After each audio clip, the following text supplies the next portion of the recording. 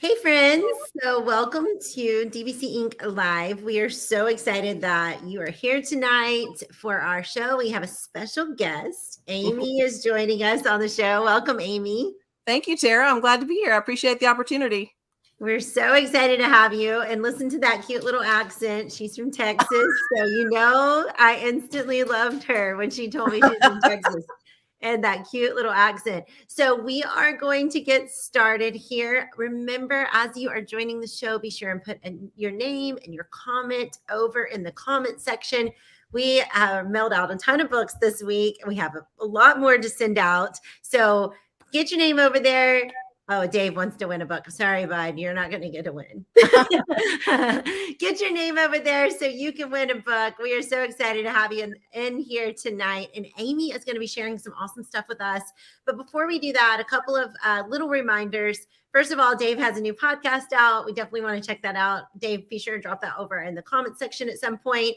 And also, we will be giving away, like I said, at least one book. We've been giving away 2 at each live. So maybe, Amy, we'll get real kind and generous at the end and we'll give away 2 books. So keep your comments coming. Amy, before we get too far into this, I would love for you to share a little bit about who you are and what you do for anybody who doesn't already know you.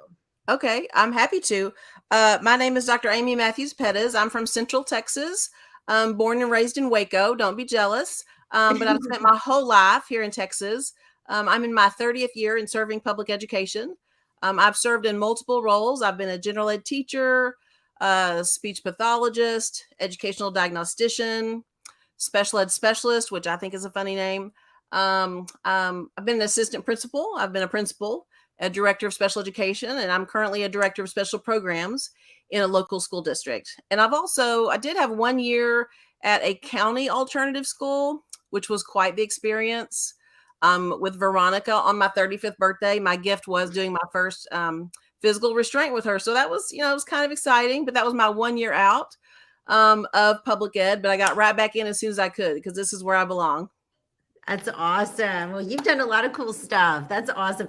We're excited to have you in the house tonight. We're excited to hear from you, learn from you. And I know you had some things on your heart you really wanted to share with regarding special education. So I'm hoping that you can just take the floor, share a little bit. If you guys are having comments or have questions for Amy as she's sharing, drop them over in the comment section. We'll do our best to answer all of them. And also every single comment gets you a really good chance to win a book because I literally scroll through the comments and stop, and that's how people get chosen. So there you go. Drop them in.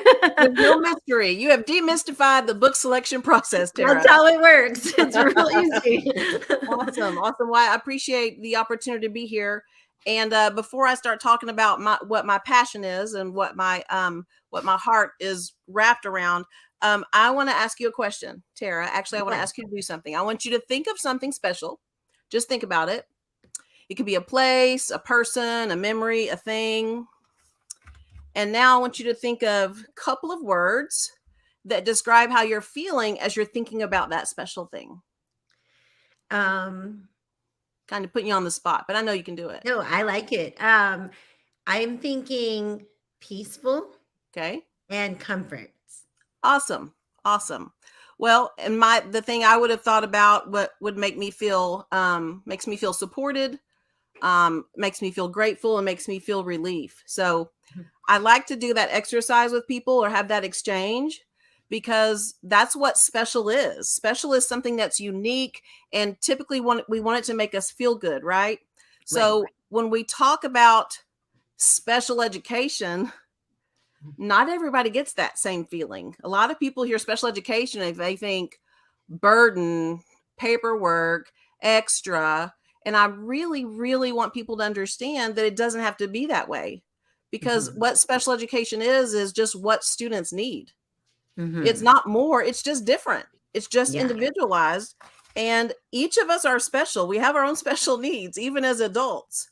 For example, here in Texas, one of the really big, delicious places to go get a burger is called Whataburger. You've probably been there, right, Tara? I have. Okay. So my husband loves that place. They're delicious. When you go to Whataburger, you order the burger the way you want it. Okay. That is a special order. If you don't want anything special, where are you going to go? You're going to go to McDonald's and you're going to take what they give you. Me, I don't like tomatoes. I don't think they're finished in the middle. I think they're yucky and squishy. So I order my burgers without tomatoes. There may be people, listening, or people that we know that have food allergies. Maybe they can't have cheese. So they order it a special way. And we expect people to give us what we need, right? And what we want. Right. That's special. And that's what our kids in our public school system deserve. They deserve to get what they need, not for it to be a burden or extra. So that's one of the things I really, really, really am passionate about, is there's no such thing as special education students. They're students. Yeah. So for me, I know one of the things we talk about on this show is PD. We want to do some PD. It's free PD. But for me, it's the mental PD that I want to encourage people to do. They're not SPED kids, just like they're not GT kids, right? They're not EB kids. They're not ELL kids. They're kids. They're students that are identified as whatever that is. They're not 504 kids. So I don't want to get too much on a tirade, but that's really what I'm passionate about, is realizing that special education is not something extra. It's what is individualized, and it's what that child needs. And we want our needs met. So those kids deserve to have their needs met. I think that is so true. I love this perception. Last week we were talking about perceptions. And I think a lot of times what we do is we get this perception based off of someone else sharing it with us at some point of time, or us hearing it in education when we're children, even, like even when I was a student, special education was in a whole different area. Right. It wasn't even like in the same classroom. Absolutely. And so I think it's so important that we do think about it. And I loved your exercise with the 2 words, because I think if we could ever, when we think of that, we think, or when somebody makes us feel special, like we love that. I love that. I always say, like, wow, that comment made me special. Like, thank you. Like, I love it when I feel that. And so when we think of special education, or we think of serving our students in a special way, it should give us that same feeling. And I really appreciate you bringing that to the forefront. And it should give them that feeling, the feeling that their needs are being met, without it being, and I don't like to shit on people. I might as well stop right there, because the people that know me that are listening, I don't like to use the word should. And I know with my accent, it might sound like I'm cursing, but I don't like to shit on people. Okay. Because I think that's elitist and demanding and lots of other adjectives. So I don't like to say that, but I want the students to feel like their needs are being met without it being a burden. Yes. Even if we take away the term special education, I also want to reiterate that there is no such thing as an LD kid or an ED kid, because how rude is that? I mean, I'll be honest. I have a lot of shortcomings, right? One of them is I'm impatient. I'm an impatient listener. I'm an impatient learner. I'm just impatient. And I know that. I can work on it. You can put that in the comments if you know me. I'm still working on it. It's fine. But I don't want to be referred to as impatient Amy. I don't want my shortcoming to be how I'm identified. So, Claire, if one of your, I don't know you well enough to know if this is, but I'm making this up because it starts with the same letter. I have plenty of issues. Okay. I can give you some. So let's say you had a bad temper. Would you want to be called Temper Tantrum Tara? Of course not. You want to be called Tara. Sometimes she has a bad temper. So it's the same thing. It's the same thing with putting the disability before the fact that they're a student. They're a student first. They're not their shortcomings. They're not even their gifts. They're not a GT kid or a GT student. They're a student. Let's work with them and serve them and get to know them as students, not as labels. And a friend of mine just made me a shirt. A girl that I work with just made me a shirt this week. I posted it on Twitter. It says, "See the able, not the label." And I just love it. I'm going to have to ask her to make me 6 more so I can wear one every day of the week. I love it. It's so true, though. I mean, we already, in life, humans already have a ton of insecurities. We have to deal with that. And we have this moment in our childhood when we realize, whoa, we really aren't super kid. Like we really can't do all the great things. Like we really have problems, Right. Some of us realize that a little sooner than others. It's true. I mean, you should not have given me this gift. It happens sometimes. I may or may not have been guilty. But anyways, what I was saying was we all have these insecurities already, right? And then as we get older, or we start to realize our learning abilities or disabilities, or we start to realize like we need a certain kind of thing to do better. It's not really that. One of the things my therapist talks to me about all the time is that it's not really that, because I have to take medicine for ADD. So here we go. Here's one. She's like, it's not a bad thing that you're not able to control it as much by yourself. Cause I want to like wean myself off. I don't want to have to rely on it. And I'm like, man, I was doing so good and keeping like focused. And she's like, it's not a problem. It's just we have this cool tool that you're able to take and it makes you so much more productive. Stop looking at this as problems. You're very unique. You're different. Right. Your creativity has helped you create so many great things. Right. And you would not have all of these things without that. So, like, it's a part of you that's a beautiful thing. And sometimes we need to hone it in a little bit. So we use a tool that we have. Thank goodness for technology to be able to give us that. And she's constantly reminding me that all of our unique ways of being is not a problem. It's just different. Yes, and so sometimes we just need something a little bit different to be better at everything that we do in life and to do more things and feel more meaningful in our purpose. And so if kids could understand that too, like bring all of you. Like it's fine. And all of you is totally accepted here, but we may need a few tools to help make learning a little bit easier for you. Well, and all of that is so true. And what I really try to reiterate to staff, to teachers and paras and anybody that I work with is you as an adult want exceptions. Right. I mean, I remember being a principal. I remember a teacher that when I would text, hey, let's touch base after school, nothing alarming. That teacher came to me and said, could you please put a smiley face after that text if I'm not in trouble? Well, that's an accommodation. Of course, I was happy to do that. But what I'm saying is as adults, we expect accommodations all the time. Right. We tell people, oh, can you email me that? Oh, can you send a reminder? Can you follow up with that? I mean, my phone, I counted them today. I think I have 17 alarms on my phone. That's my accommodation. So we all expect that. We do it for ourselves. We expect it from our coworkers and our families. So why does it, I don't want it to be a burden to be able to do that for students. Let's let students flourish. Let's do the best we can with everything we have. But I will tell you, it always circles back to paperwork, but it's so much. So my other advice, not that anybody's asking, this is free and you're welcome. You're welcome. Figure out leave it at the door. There you go. Figure out what's required, right? So if we're going into special education, let's just say accommodations, figure out what your district requires you to document, right? Then create a system that works for you. Create a system that works for you. Don't try to reinvent the wheel. I mean, it may be photographs of the accommodations that you give. Maybe you use a Google sheet. Maybe you use a QR code that takes you to a Google form where you can log that. I just learned that trick last week from a friend of mine in another district that's a director. So you got to figure out the system that works for you. Again, the accommodations you need in order to provide the best service and the best learning environment you can for every child at your school, every single student. So and true. Pencils. You're right, Monica. Let's get some pencils. Give them the dang pencil. And so that's an easy one. I know. That's right. I mean, and you're right. We have so many, we make so many accommodations all the time, or we ask our family or friends. I just asked a friend today, I'm like, hey, can you just like, let me know if like, you're going to be out of pocket for like 2 weeks and I'm not going to hear from you because I get a little nervous if I don't hear from you. I'm used to hearing from you.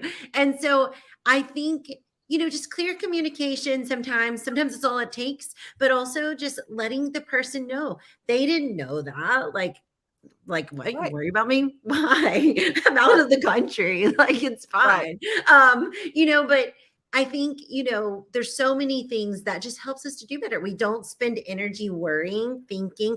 think about our students. Like if they know all of Mhm. their accommodations are going to be met when they come to school and they don't feel like you're burdened by it, then Mhm. they automatically come in with a much better less anxiety, a much better Mhm. attitude, and like, hey, Mhm. they really want me to learn here.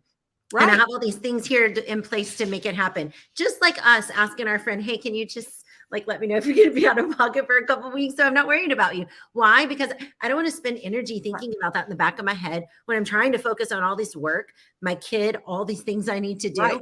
I don't even have to think about that because the accommodation was done. And I'm like, oh, Mhm. I don't have to worry about that. Like, Exactly. I just can focus my energy right Exactly. here.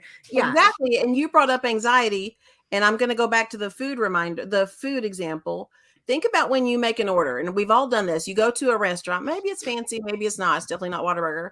You go to a restaurant and you tell the waiter or waitress what you want, and they don't write it down. Oh, I know. I get so Look nervous. how big your eyes got. You automatically went, oh my gosh, how are they going to remember that? There's no I have way that 21 food allergies. right. So I get so nervous if they don't write it down. Exactly. And then, like you said, we worry, are they going to get it? Do they get it? Do they remember that? Oh, they're going to bring it. It's not going to be right. Then I'm going to take it back. They're going to have to take it back. Then they're going to spit on it in the kitchen. And I'm nervous it's going to be late. And I'm going to have a confrontation with the manager. I mean, we just start to spiral. Right. That's exactly how students can feel when they come into school. Oh, do they So know I'm true. supposed to give extra time? Is it going to make me stand out if they give me extra time? Are they going to send me somewhere else for extra time? I mean, so Are they going to shout it out to the whole class? right, all my extra time, kids, to the corner. I mean, yes, it's things that they worry about, and it's things that we take for granted as adults. So let's just practice a little bit of empathy, practice a little bit of mental PD, and remember their kids first, their students first, and let's give them what they need without it being a burden for us. So true. And I love Amy that, everything that you're saying, it's if we as adults start thinking about what we need, Mhm. it's so easy to think, okay, why would I not give this to my students, with or Right. without an written documentation? Like if I know the student will thrive better like this or using this or Mhm. doing that or sitting there, like let's make it happen. Right. We would But want that from our principal. We would want that from our boss. absolutely. But you know that there are people that won't do things unless it's written down, right? That's why we have speed limits because people don't know how to drive. That's why we have dress codes because people don't know how to dress professionally. I'm not saying everybody, I'm just saying some people. That's why we have rules. So you've got to have it documented, says Yeah. your state and maybe the federal government, right? But Yeah. because that doesn't mean it has to be a burden, though. You got to figure out the system that works for you, give students what they need. I'm not saying it's easy. I'm not saying that, but I'm saying it's possible and the students are worth it. Let Yes. them be comfortable and let them understand that it's going to happen for them. They're going to get what they need without having to worry about it. Yes. So And true. I see that Yesenia agrees also. Give them what they Yes. need. It'll make their life easier and it'll make them a better learner. And it'll And make your life easier. yes, in the long run, if you commit to it, right? If you For commit to learning sure. and figuring out a system Well, for yourself. well, And you'll think if you don't spend all the energy trying to right, discipline the kid, or all the different things that people do when they don't have their accommodations. you're right. You're right. Yeah. And we're both saying kid and student, but Yeah. we also both know we're talking about our peers, don't we? Sure Oh, we for do. sure. I'm talking about Dave. I know that Google drives you crazy, Dave. So I've always got it pulled up for team meeting. Like you never have to worry about it. I got you back. But it's true. There's just certain things though, right? It Mhm. doesn't matter. He can totally pull up his Google Drive. I know he can, but it's easy. I just always have it up, like all of it ready. Let's go. And it's just certain things. They make a lot of different accommodations for me. Trust me. When Me we're out too. all together, I have to have my coffee in the morning. Ask Dave if I don't have it. It's a big, big deal. And I can't just drink any kind of coffee because I'm allergic to one milk protein and I have to have milk in my coffee. so we always have to go somewhere. And anyways, yeah. So there's just certain things that everybody needs just to be their best self. And so Right. why not provide this for our students? Right. So why don't we make education or do what we need to do for education to be special for those students instead of calling it special education? Because the question that I emailed you when you said, what would you like to talk about? The question that I like to ask is, what makes education special? And the answer is you do. Yes. You do. As an educator, you are what makes that classroom or that campus or that hallway, wherever you are, you're the one that makes it special. Yes. So do the best that you can for every child that you and student and every child, and staff member that you work with to make it a special place. And I like going back to our exercise at the onset. What is special? Like, name that special. Think of a special place. And I really think that is just such a great way. Like I said, peace and comfort. Like if every student in front of me in my classroom or every learner in front of me in my adult professional development feels peace and comfort while they're learning, love that. I mean, yeah, I want them to be challenged, but if they feel peace and comfort, that means they're in a culture where they feel safe and they can share, right? So when you think about that special place and you come up with those two words and you put that right into the culture of your learning, of your classroom, or with each one of your students, I mean, that's just a beautiful way to think about special. And why don't we make every student feel like they are special? Absolutely. And my adjectives were supported, relief, and grateful. Imagine if your learners felt supported and then they wouldn't have to worry about all of that. And I love that comment, Monica. In your district, it's called exceptional education. So you probably call it EE for short, because, in my field, we love some acronyms. I mean, I also love acronyms. I am a word nerd. I'll own that. I think in acronyms. I've been doing it for so long. One time my husband and I were at a party or a function, I don't remember. And I looked at him and I said, TTY. And he was like, what's that, babe? I said, time to go. He said, really? That's 3 words. You can say 3 words. You don't have to do it. You don't have to do an acronym for everything. Oh, look at somebody's going to join the party. Honey. What's her name? Her name's Honey. Oh, hi, Honey. She's very special. She's beautiful. Thank you. She joins every live, at least for a club. Okay, that's all right. We like that. Monica, I'm wondering if y'all call it EE in your district. My guess is that you do, but I do like that term. I like the term exceptional education. I do too. I like that. Yeah. Super fun. Anything that makes it out of the box. I'm an out of the box kind of thinker. I like novelty and I'm a very curious person. And I'm an idea generator. So I like anything that's different. And I'm always creating, like you mentioned earlier, the ADHD thing. My person said that I didn't have ADHD. I was just mentally undisciplined. So there you go. But I love to be creative. I'm always engineering what ifs and how can we's and things like that. So I get it. But I do like, there's Monica's answer. Actually, we say XED.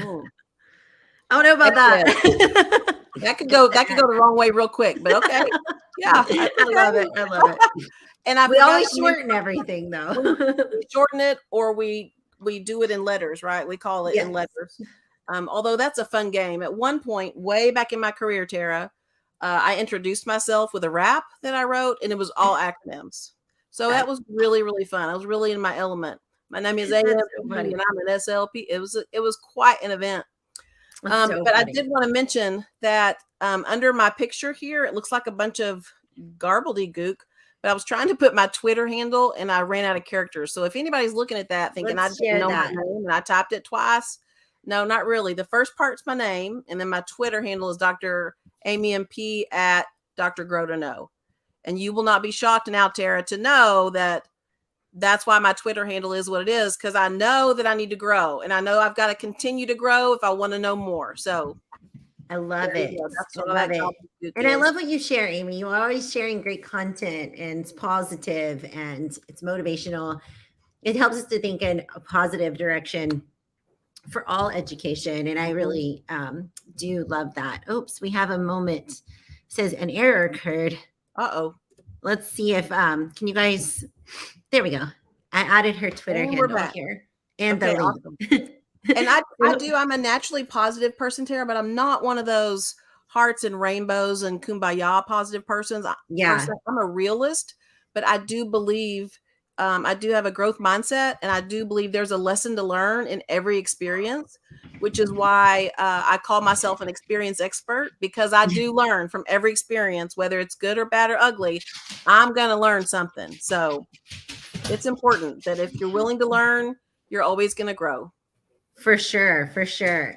I agree 100%. I feel like I'm the same way. What is wrong with my dog? Something's wrong with her. She came running down here like there was something. I'm like, is there a human in here?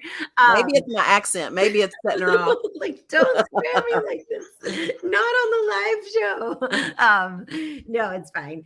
Thank you so much for sharing. I definitely agree with you. I feel like most people probably see me as super positive, but I'm definitely real. I mean, obviously, that's my mantra, to be real. But also, I think it's so true. One of the things you said, you're an experienced expert. The L in real is all about learning through life. And I feel like that's what we do. We learn through life. We learn new ways of looking at things. We learn new ways of calling our students or addressing our students, just like we did tonight. We learn a new way of thinking about special education. And we are always learning. Like you said, grow to know, like is the name of your handle.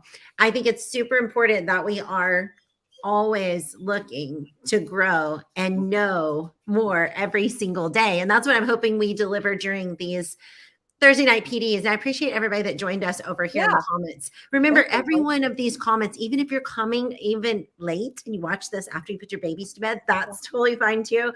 You will still be eligible for the book giveaway because we always give it away on Friday or Saturday. So do get your name over there in the corner. And Amy has shared her information for Twitter and also for Facebook. Amy, is there anything else you would like to share before we sign off tonight? I don't think so. I think we're good to go. Just make everybody feel special and don't make it a burden. That's about it. And remember, there's no such thing as a special ed kid or an LD kid. Let's talk about them as kids or students first. Yes. That's about it. People first. People first. Love that. That's right. I love it. I love it. Well, thanks everyone. I really, Dave never wins. He's got lots of comments over there. And he's not going to win. Not tonight. Not tonight. But we're not going to mess up your burger or any of that stuff, Dave. Don't worry. There will be no vegetables on anything that he orders. Not one vegetable. We are very picky eaters. You should see us at a restaurant. But anyway, you make your wait staff write it down, don't you? We hope they do. By the time we list all the things, they're like, let me go get a pen. Yeah, I'll be right back. Awesome. Well, everyone, thank you so much for joining us tonight. We always love having you here. And Amy, thank you for being our guest. For being our guest tonight, we are any of our special guests that want to join in, our Peel-In friends, we are giving them a special gift, which is a book of your choice from our collection of books. So I'll be sending you that link. I appreciate you joining in on our show. And if you are listening and would like to join in on the show as a guest, please do email me at Tara@Dave Burgess. I'll type this in. Long consulting.com. If you email me that, we will try to get you on the show as soon as possible. So thanks, Amy. We appreciate having you. Appreciate it. And thanks everybody for being here and listening. Bye, everyone. Bye, everybody.